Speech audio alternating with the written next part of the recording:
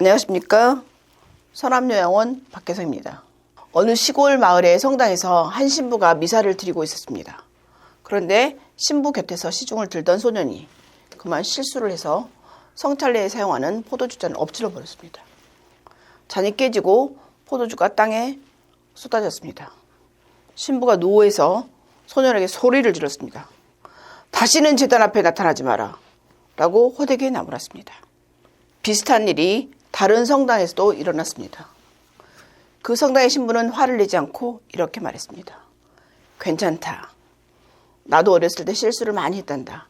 힘내거라. 라고 소년을 다독였습니다. 여러분이 자녀를 키우거나 직원 있을 때 이런 행동을 하지 않습니까? 우리도 그런 행동을 하죠.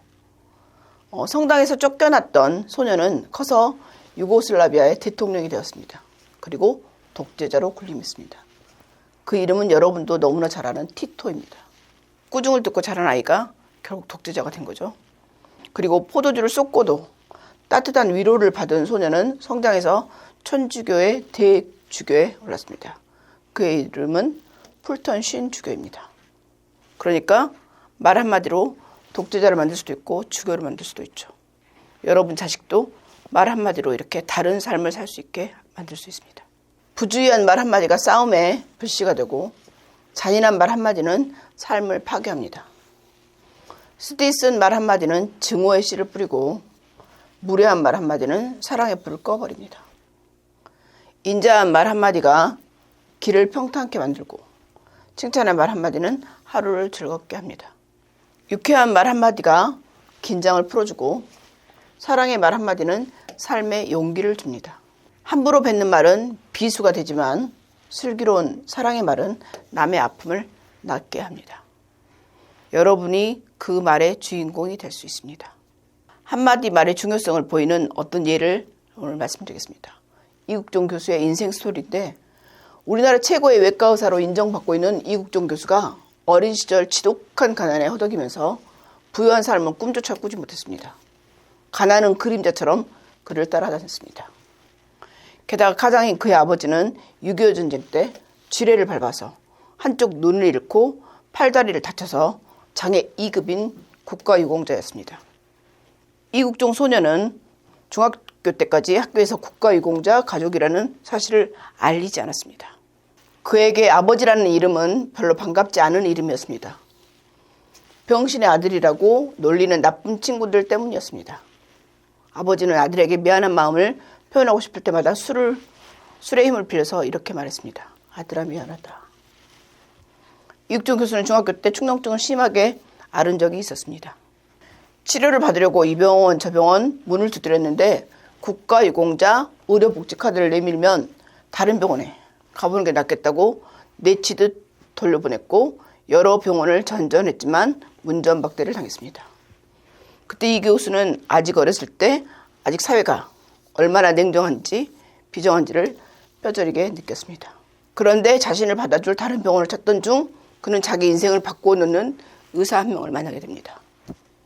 이학산이라는 외과 의사였습니다.